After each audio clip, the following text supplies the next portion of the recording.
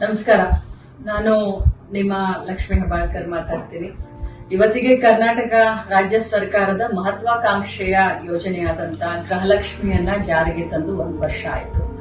ಈ ಸಂದರ್ಭದಲ್ಲಿ ಕುಟುಂಬದ ಎಲ್ಲ ಯಜಮಾನಿಗಳಿಗೆ, ನನ್ನ ಗೃಹಲಕ್ಷ್ಮಿಗಳಿಗೆ ನಾನು ಹಾರ್ದಿಕ ಶುಭಾಶಯಗಳನ್ನ ಮತ್ತು ಅಭಿನಂದನೆಯನ್ನು ಸಲ್ಲಿಸ್ತೀನಿ. ಇಲ್ಲಿಯವರೆಗೆ ಗೃಹಲಕ್ಷ್ಮಿಯು ತಮ್ಮ ಜೀವನದಲ್ಲಿ ಏನೆಲ್ಲ ಬದಲಾವಣೆಯನ್ನ ಈ 1 ವರ್ಷದಲ್ಲಿ ತಂದಿದೆ, ಈ ಬದಲಾವಣೆಯನ್ನ ಬನ್ನಿ ನಮ್ಮೊಂದಿಗೆ ಹಂಚಿಕೊಳ್ಳಿ. ರೀಲ್ಸ್ ಮಾಡುವುದರ ಮುಖಾಂತರ ಯೂಟ್ಯೂಬ್ ನಲ್ಲಿ ಹಂಚಿಕೊಳ್ಳಿ. ಯಾರು ಜಾಸ್ತಿ ರೀಲ್ಸ್ ಓಡುತ್ತೆ, ವ್ಯೂಸ್ ಸಿಕ್ಕುತ್ತೋ ಅಂತ ಕುಟುಂಬಕ್ಕೆ, ಅಂತ ಯಜಮಾನಿಗೆ, ಅಂತ ಗೃಹಲಕ್ಷ್ಮಿಗೆ ನಿಮ್ಮ ಲಕ್ಷ್ಮಿ ಹೆಬ್ಬಾಳ್ಕರ್ ಕಡೆಯಿಂದ ಒಂದು ಬಹುಮಾನ 1 ತಿಂಗಳು ಅಂದ್ರೆ ಸೆಪ್ಟೆಂಬರ್ 30ನೇ ತಾರೀಕಿನವರೆಗೂ ನಿಮ್ಮ ರೀಲ್ಸ್ ಗಳನ್ನ ಯೂಟ್ಯೂಬ್ ಗಳಲ್ಲಿ, ಫೇಸ್ಬುಕ್ ನಲ್ಲಿ ಅಥವಾ ಇನ್ಸ್ಟಾಗ್ರಾಮ್ ನಲ್ಲಿ ಹಂಚ್ಕೊಳ್ಳಿ.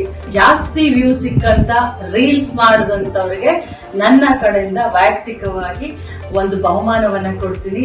ಹರಿಯಪ್ ಮೊದಲ 50 ಜನರ ದಾರಿಯನ್ನ ನಾನು ಕಾಯ್ತಾ ಇರ್ತೀನಿ. ಖಂಡಿತವಾಗ್ಲೂ ತಾವೆಲ್ಲರೂ ಈ ಒಂದು ರೀಲ್ಸ್ ಮಾಡೋದ್ರ ಮುಖಾಂತರ ಈ ಒಂದು ಗೃಹಲಕ್ಷ್ಮಿ ಯೋಜನೆಯಿಂದ ತಮ್ಮ ಜೀವನದಲ್ಲಿ ಆದಂತ ಬದಲಾವಣೆಯನ್ನ ನಮ್ಮೆಲ್ಲ ಕರ್ನಾಟಕ ರಾಜ್ಯದ ಜನರ ಜೊತೆ ಹಂಚಿಕೊಳ್ಳಿ. ತಮ್ಮೆಲ್ಲರಿಗೂ ಶುಭಾಶಯಗಳು.